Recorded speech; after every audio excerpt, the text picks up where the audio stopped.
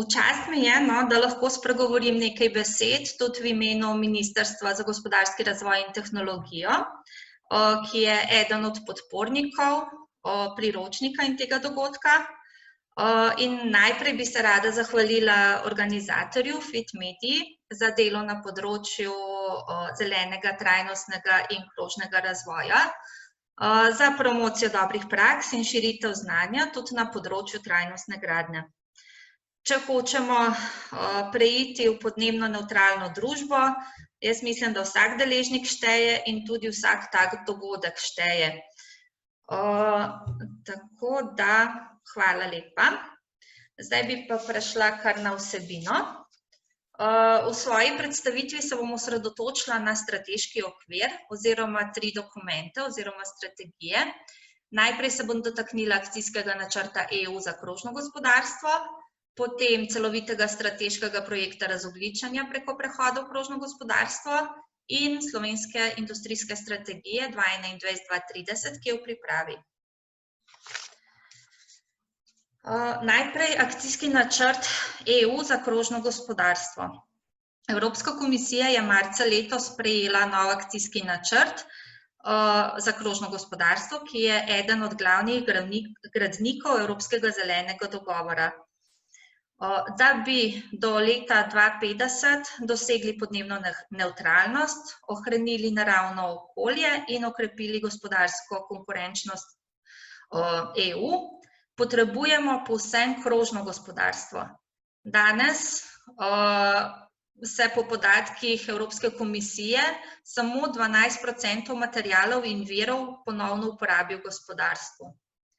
Študija Material Economics navaja, da bi lahko krožno gospodarstvo prispevalo 56% k znižanju emisij toplogrednih plinov oziroma k podnebni nevtralnosti. S tem razlogom je Evropska komisija pristopila in predstavila ta akcijski načrt, da bi zagotovili, da se v bistvu uporabljene surovine čim dlje obdržijo in krožijo v gospodarstvu. Evropska komisija načrtuje 35 ukrepov v celotnem življenjskem ciklu izdelkov, osredotoča pa se na 7 sektorjev oziroma področij.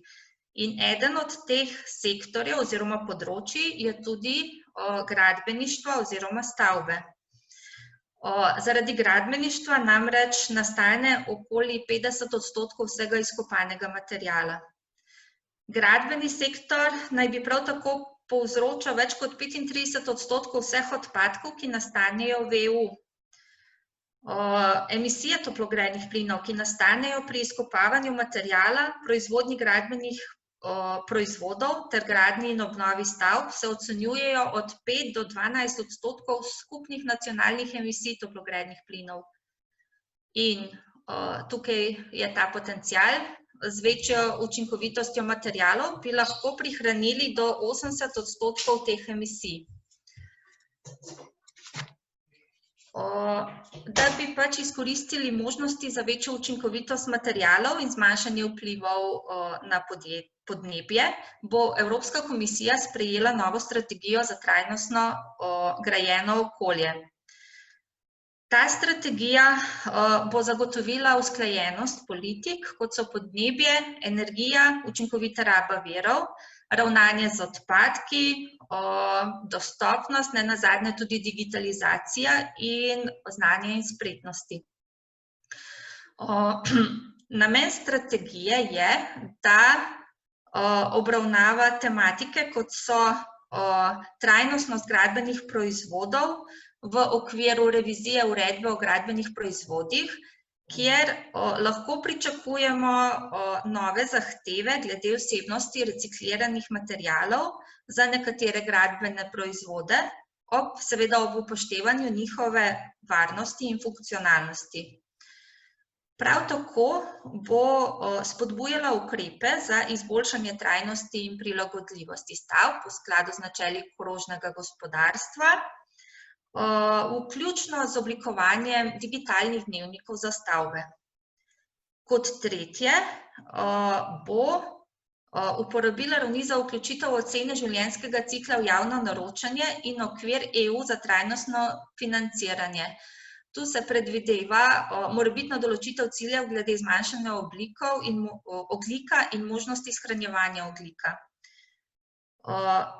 Potem bo premislila o reviziji ciljev za osnovno predelavo, določenih v zakonodaji EU, za gradbene odpadke in odpadke iz rušenja objektov ter njihove frakcije po posameznih materialih. Nenazadnje pa bo tudi spodbujala pobude za zmanjševanje pozidave tal, rehabilitacijo opuščenih ali kontaminiranih degradiranih območij ter povečala varno, trajnostno in krožno uporabo izkopanih tal. Tudi Slovenija pripravlja neke vrste akcijski načrt za krožno gospodarstvo, ki pa je širše narave, zato smo ga poimenovali celoviti strateški projekt razogljičenja preko prehoda v krožno gospodarstvo. Projekt je namreč zelo horizontalne narave in zajema politike velikega števila ministrstev. Ta projekt je trenutno vključenih 9 ministrstev z svojimi politikami od izobraževalne, RRI, podjetniške, regionalne, kmetijske, fiskalne politike. Projekt pa pripravljamo v sodelovanju z evropskimi partnerji, EIT Raw Materials, EIT Climate Kits in raziskovalnim središčem Evropske komisije. Temelji na 3 stebrih: pametne in krožne skupnosti, krožni razvoj in krožno oblikovanje politik in znanosti. Stebre pa povezujejo 3 horizontalni programi: Center za prehod v pametno in krožno družbo, tranzicijski kapital in krožne verige vrednosti. Pri krožnih verigah vrednosti gre za podporo 5 verigam vrednosti, ki so bile identificirane in v okviru slovenske strategije pametne specializacije. Prepoznali pa so jih tudi pripravljalci Kažipota Slovenije za prehod v krožno gospodarstvo in te verige vrednosti so gozdno-lesna veriga, predelovalne dejavnosti, mobilnost, hrana in krožne stavbe in grajeno okolje. Na tem področju program predvideva pospeševanje ekodizajna stavb. Nove stavbe naj bi vsebovale rešitve ob koncu življenjske dobe. Hkrati gre za postopno opuščanje materialov in izdelkov, ki jih ni mogoče reciklirati, in njihovo nadomestitvijo z recikliranimi.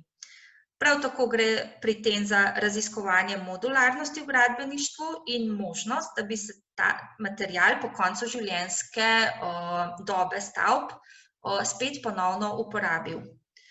Kot drugo, gre za izboljšanje razvrščanja odpadkov in uporabo odpadkov pri rušenju.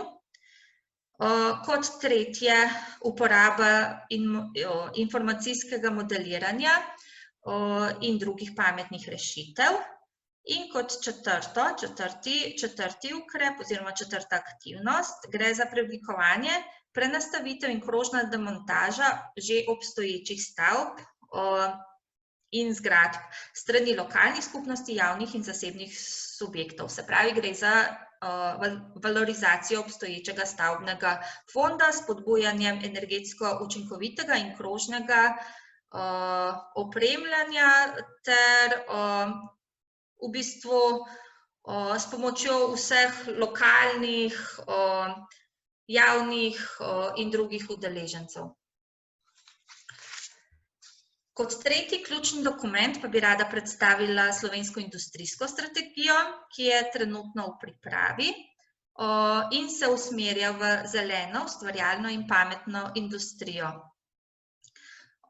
V EU-ju je že dolgo uveljavljeno načelo pomisli najprej na male ali think small first, kar pomeni, da je treba pri sprejemu zakonodaje najprej pomisliti na mikropodjetja, ki nimajo veliko virov, da bi se lahko prilagajala spremembam.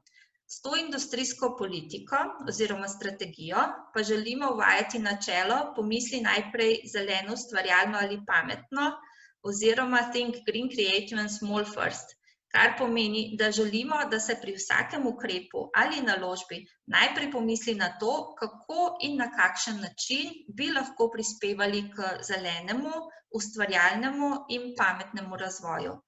Zahteva Circular and Digital by Design bo predvidoma postala del javnih razpisov, še posebno teh, ki se nanašajo na raziskave, razvoj in inovacije novih proizvodov, storitev, poslovnih modelov in novih investicij. Še mogoče glede časovnice. Pred približno 14 dnevi se je zaključila javna razprava glede samega dokumenta. Zdaj nas čaka še medresorsko usklajevanje in sprejem je predviden do konca leta 2020. Toliko z moje strani, uspešna razprava in delo še naprej, tako da hvala lepa zaenkrat.